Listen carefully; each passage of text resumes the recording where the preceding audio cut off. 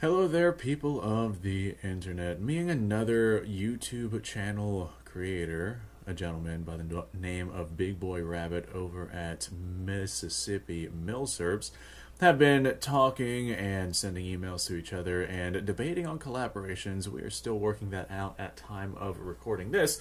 But one of the things that we had talked about, just basically for fun purposes, is the idea of using modern day cap and ball revolvers in a modern context for defensive purposes. And we wanted to kind of advocate towards some benefits towards these particular firearms. Now, granted, there are much better options out there, but that does not necessarily mean that these would be the worst option for you.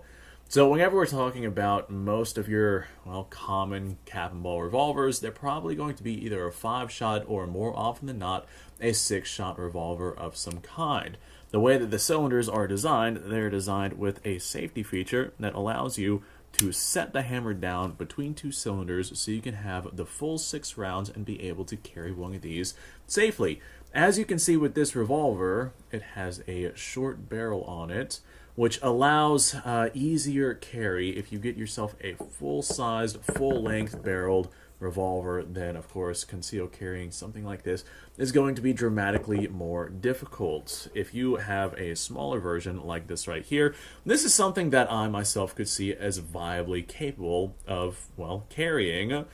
Whenever we're talking about concealed carry firearms, of course, you're going to be carrying it dramatically more often than you're going to be actually shooting it. So the size and the weight of the handgun is going to matter. Now, all that being said, I do not advocate people actually carry cap and ball revolvers. This right here is just a video talking about some of the benefits that you'll get if you do decide to carry a cap and ball revolver.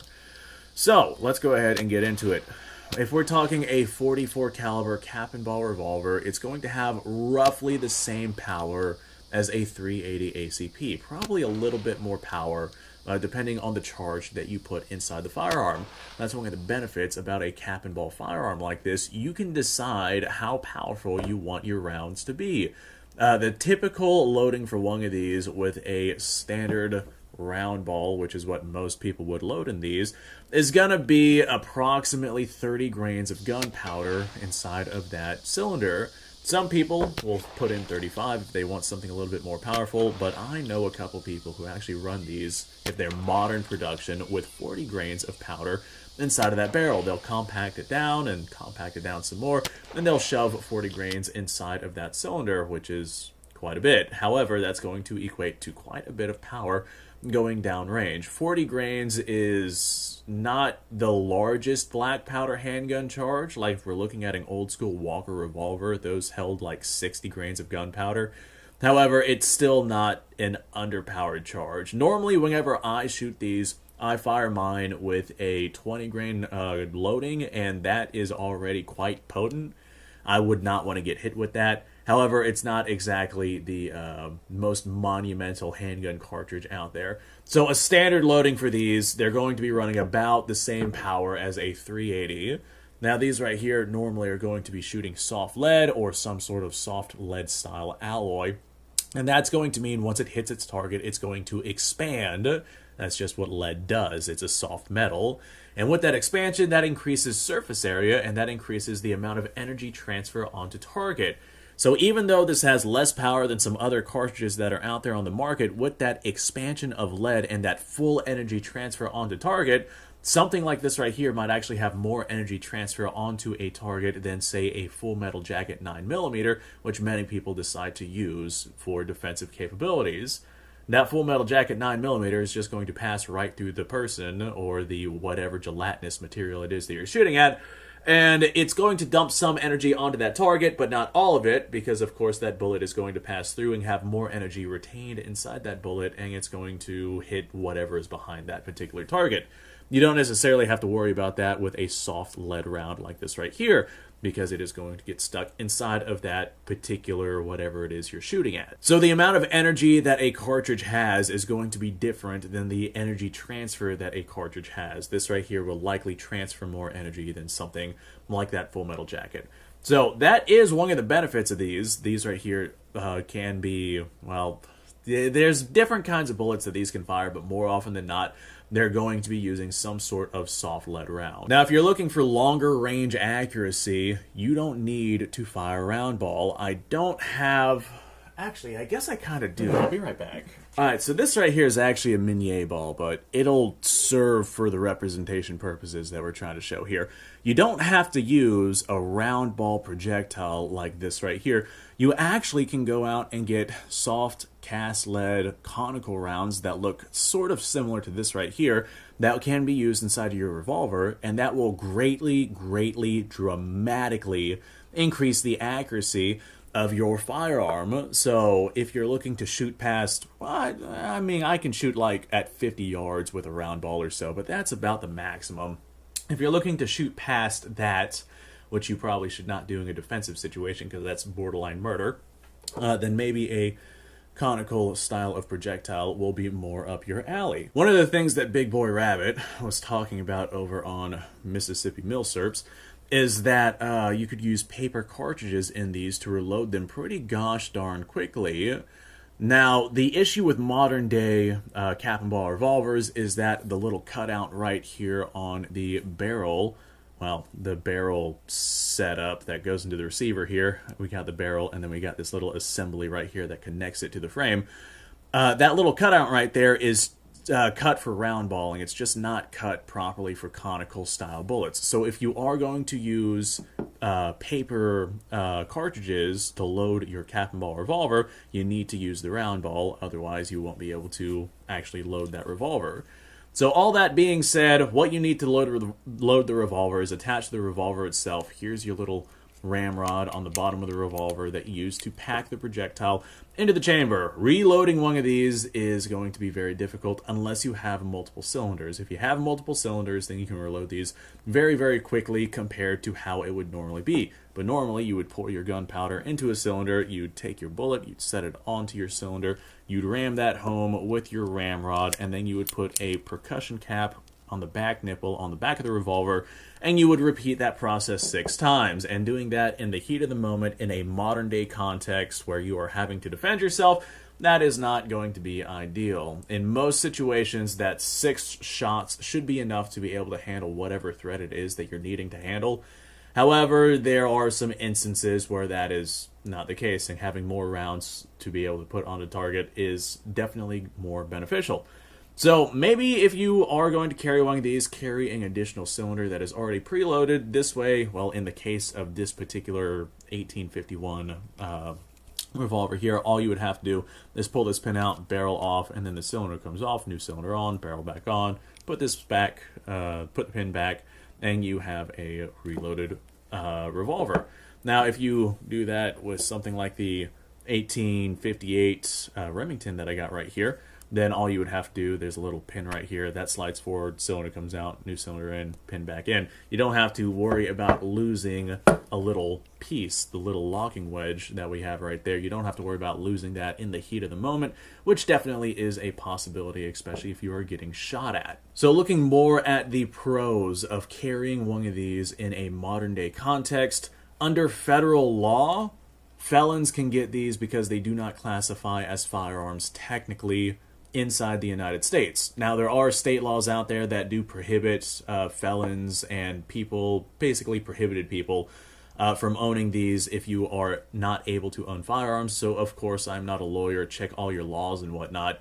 But in a lot of states, if you do not have a means to be able to legally purchase a firearm, legally you can purchase one of these. This way you have some sort of means of defense. So it's definitely better than a sharp stick. I know personally of a couple of people who are not able to own firearms because of some stupid nonsense that has happened years ago, or they're dealing with some sort of legal battle, or some sort of vindictive ex, or some sort of angry parents, or something like that, to where they cannot legally own firearms, and so they are having issues with having some sort of defensive capabilities. They can go out and get themselves one of these and legally own it, depending on your location here inside the United States. So all that being said, another beautiful thing about these right here is they don't have to be ran through an FFL because they do not technically classify as firearms. So if you are, well, in the case of me, like 3 months ago or 4 months ago, whenever I still lived up in North Florida, if you are like where I was and the nearest FFL is like 45 plus minutes away, then well, going that distance, making time, making the day, making the ability to go that distance to be able to pick up a firearm could be a little bit of a hassle. So getting something like this shipped right to your door to where you don't have to worry about that is, well, that's very beneficial. So if you don't have the time or capability to go to an FFL, then hey, guess what? This right here might be something that is right up your alley. On top of that, since you're not going to the FFL, you don't have to pay any transfer fees, or you don't have to pay any NICS background check fees or anything like that to be able to get your hands on one of these. So, another big benefit with these cap and ball revolvers is that they come with conversion cylinders. This being a 44 caliber, I think this is a 454 or a 457, if memory serves me correctly. Can't quite remember. I think it's a 454 diameter bore in this thing. And so as a result, it can fire a plethora of modern smokeless cartridges through these revolvers. I know that I have seen 45 long Colt and 45 ACP conversion cylinders for these revolvers, and both of those have a 4.52 diameter bullet, I do believe. Now, if you're going to be running things like that, I definitely recommend going with lead rounds, otherwise you'll wear out the rifling inside of your cap and ball revolver very, very quickly. If you don't care about that, then hey, go for it. But these are designed to fire soft lead rounds, so bear that in mind if you do decide to go with that. Now, if you do go with a conversion cylinder that fires modern smokeless powder, you're going to want something that has a steel frame on it. This particular revolver has a brass frame on it, and I wanted the brass frame because I like the look of it, but I cannot fire modern smokeless powder out of this thing. Now, if I had something like this with a conversion cylinder on it, a full steel frame, then this right here should be able to fire with those conversion cylinders, smokeless powder rounds, no problem. So if you want a cartridge firing gun, this right here can serve that purpose. Conversion cylinders, very, very simple to use. You don't have to modify the revolver at all. All you do is you put the conversion cylinder onto the revolver and, well, there you go. It just replaces these cylinders here. Now, if you want to go a little bit more in-depth with what it is that you're doing, you could get something like a Richard Mason conversion. This right here is a Heritage 22 long rifle, and it is not a Richard Mason conversion, but it will represent. Richard Mason conversion, there's a plate that slides into the back of the cylinder on your cap and ball revolver, and that plate has an ejection gate on it, and then you install an ejection rod onto that revolver. This way you can go ahead and viably eject your spent cases. This way you don't have to remove the conversion cylinder every time you want to use your revolver and reload your revolver. So all that being said, that is still not going to be a very fast way of reloading. You got to load your rounds one at a time, but at least you don't have to disassemble your revolver. Typically, whenever people get a cap and ball revolver, they want to get a cap and ball revolver specifically to have a cap and ball revolver. It's not necessarily the best option for modern day, what would you call it, for modern day defensive purposes, especially in a world where you have handguns that have like 17, 18. I know that my buddy has a 22 Magnum semi-automatic that holds 30 rounds of ammo inside of that magazine. It's an outdated system. It is an outdated system to have 6 shots in a revolver that is incredibly difficult to reload. However, that being said, that 6 shots still might be adequate to take care of whatever problem it is that you're needing to take care of, seeing as most situations are resolved with, 1 to 4 shots fired. These projectiles, very easy to get, very cheap. This is a very cheap gun to be able to shoot. You don't need to worry about spending a whole lot of money to send lead through your cap and ball revolver. Black powder, if you feel like making it, can be incredibly easy to make. This way you don't have to worry about running out of what you need to be able to actually send lead downrange with this gun. I know that there are plenty of cast molds out there to where you can cast your own projectiles, and there are plenty of situations to where you yourself can set this thing up to continue to run. So maybe if you're going to carry one of these out on a frontier somewhere, maybe you are living in the desert and don't go to town very often, or maybe you are oh, I don't know, up in Alaska or something like that. Maybe if you're in a situation to where resupply is not necessarily going to be the best option, then this might be an idea for you, because these don't take brass cases, so you don't have to worry about having brass on hand. These take black powder. Like I said, very simple to make.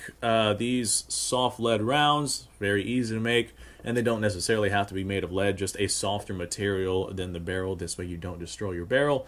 Lots of good benefits for these particular revolvers. The one thing that you might have trouble with is the percussion caps on the back, but those can be made. One of the easiest ways to make something like that would be match heads and match strikers.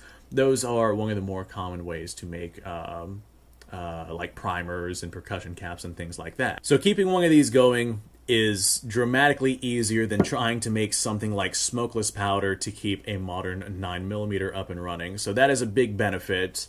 Getting these shipped right to your house so you don't have to go through an FFL if you don't have an FFL need you, or don't want to have to worry about transfer fees or background checks or anything like that. Another big benefit. If you can't own modern firearms because of some legal nonsense, then in a lot of places this is something that you can own, so you still have the means to be able to protect yourself. Big benefit. These right here can be converted to take modern smokeless cartridges. And I use that term a little loosely because there is some caveats with those. Of course, you got to pay attention to your particular revolver and whether or not it is capable of handling those rounds. Like, for example, this particular brass frame revolver with an open top on it. Probably not a good idea to run smokeless rounds through that. But it can take modern smokeless rounds with the right percussion cap revolvers. Big benefit. These revolvers might not be the most powerful things out there, but boy oh boy are they not anemic. Like, for example, if you're willing to trust your life to something like, say, a .22 long rifle, you should have no problem trusting yourself to a .44 caliber black powder revolver. This right here still has plenty of power behind it, especially when you're shoving 35 plus grains of gunpowder into that cylinder. Big benefit. You can use multiple different kinds of ammunition, whether or not they are round ball or something that is a conical style projectile. That is also a big benefit. That depends on whether or not you want to, well, it depends on how far you're going to be shooting and how accurate you want to be. Definitely plenty of perks for these. There's definitely plenty of aftermarket support for these as well. So if something breaks on your revolver, guess what? You'll be able to go out and get yourself whatever it is that you need in order to bring these things back to life. These are existing on the market here inside the United States, and there are a lot of them out there. You can customize these basically however it is that you want. Like, for example, this short barrel right here, if I wanted to, I could literally just go out and get myself a longer barrel and put a longer barrel onto this thing, and then I would have a longer barreled version, and that would give me a little bit more velocity with my cartridges. So if I find myself in a situation where I'm open carrying one of these, then hey, a longer barrel might serve my purpose as well. Or if I feel like concealed carrying, I could just swap this barrel out back to the shorter barrel to where I can keep this on my person. Customization like that is another big benefit. Now, if you're doing the conversion cylinders, you can actually get multiple different cartridges for your revolver. Like, for example, 45 Long Colt and 45 ACP are both available for this .44 caliber black powder cap and ball revolver. So you can get multiple cartridges and multiple cylinders. This way, if you go to a gun store and they have one or the other, or you just so happen to have one or the other on hand, you could still send those two different kinds of rounds downrange with this one particular revolver if you have the cylinders for it. So this video is running kind of long. I feel like I could sit here and continue to come up with points on benefits of cap and ball revolvers in modern day context, but I think I'm going to go ahead and end it here. If you think I missed something, let me know down in the comments and I'll let you know whether or not it is a good idea. Thanks for watching, folks. I appreciate your time. Like, subscribe, share. Description below has a link to all sorts of stuff. Go check it out. You guys go off, have yourself a fantastic day. I'll see you guys in the next episode.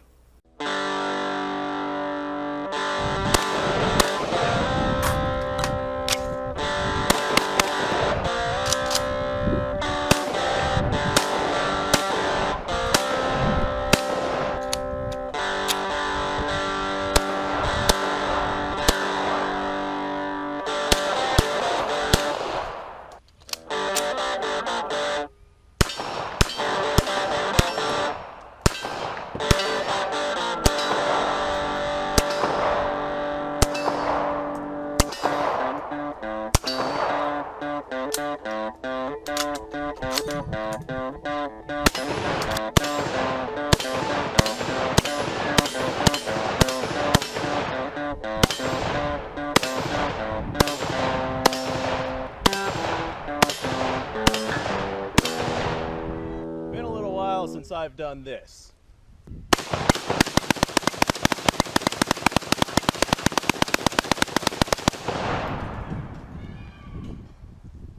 Bonnie and Clyde be damned. The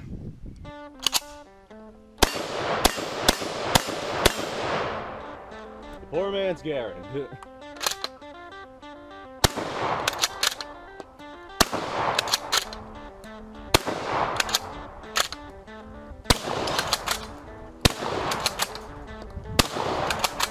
It's a shame that bolt-action shotguns aren't more mainstream.